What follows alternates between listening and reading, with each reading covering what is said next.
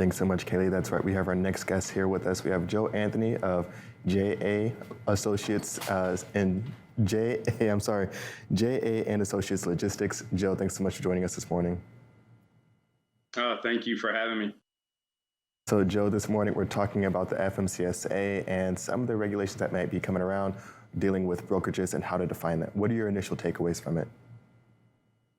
Well, first of all, I mean, we got to put things in perspective.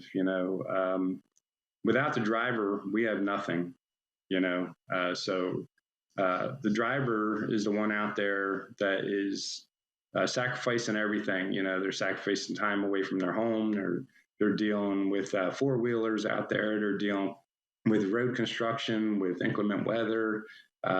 They deserve to be the most compensated. And that's the way, I set up my company, is to be an advocate for the driver.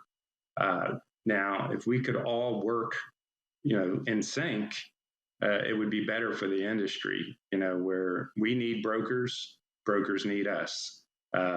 Some would call us a dispatching firm, but in my business, we have a lot of stigma with that word. Because I'm a driver from the old school. So I had 27 years in the industry when Rand McNally, Road Atlas and city and street maps and payphones. Yep, there was a such thing as payphones. That's the way we got all our information. But you would pull into a receiver to make a delivery, and the first thing they would say is call your dispatch. And every time that happened, I just thought, oh my God, who am I going to let down now? Am I not going to be able to make my son's ball game? Am I not going to be able to make my daughter's dance recital or gymnastics, cheerleading, whatever events that they're in? So the driver is the one that deserves the most compensation, because they're the ones sacrificing time away from home, from their family, and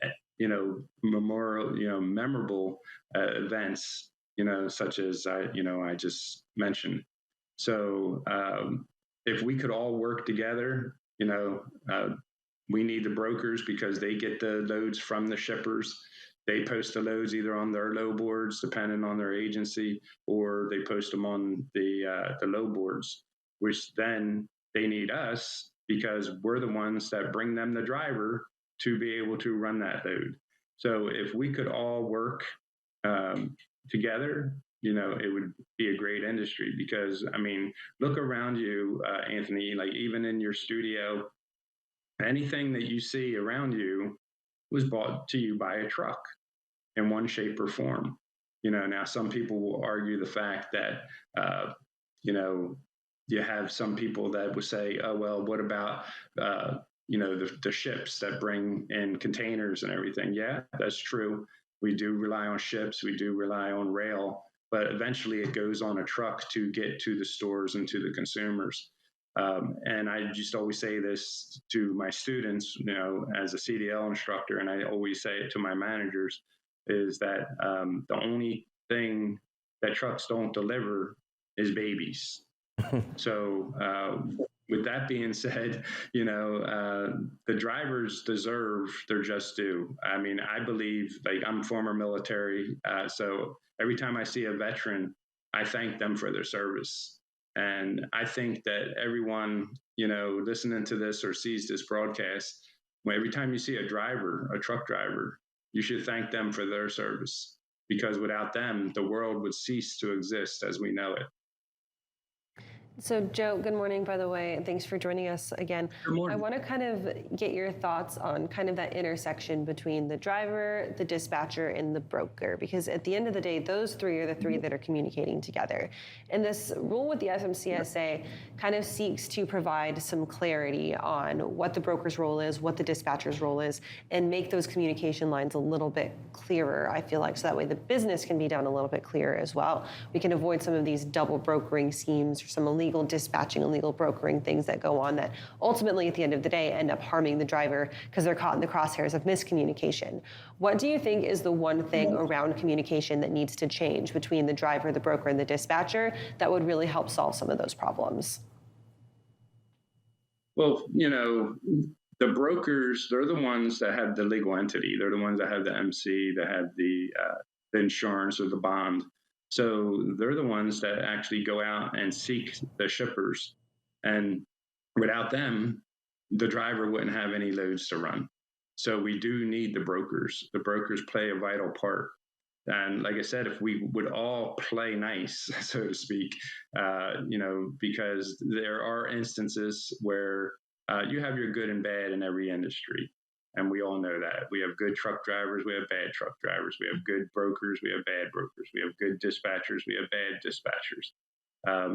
So to play nicely and to communicate with one another, you have to keep everyone on the same plane. You have to keep everyone on the same plate. That the commonality here is that we want to get this shipment delivered so the shipper's happy, the broker's happy, the driver's happy, the dispatcher's happy. Now, if we could all work within parameters, because for the last 30 years, this has come up over and over again with the FMCSA, and it's been ruled every single time that dispatching is legal. I don't know if they're trying to get rid of dispatching. I don't know. I feel that will harm brokers more so than dispatchers, because they're the ones that handle the money. Dispatchers, like especially in my firm, we do not handle the money whatsoever. I never wanted a driver to come to one of my managers and say, "Oh, I never was paid for detention. I was never paid for this layover. I was never paid this lumper fee or reimbursed." So I eliminated that out of the company totally, where there's no money out of pocket working with us. And this way it should be for all dispatching firms, I truly believe. There should be no money out of pocket. You should do all the work for them up front and rely on them to pay you for your services rendered. So it's a win-win for everybody at that point. Thank you so much, Joe, for that perspective. Thank you so much for joining us this morning, because you brought a lot of light to, I think, an area that a lot of people don't really think about and consider. So we appreciate you being on this morning. Oh, thank you very much. It's a pleasure being here. All right, we are going to take another quick break right now. We'll be back with our next check of the social roundabout, and we'll be back in just a few minutes.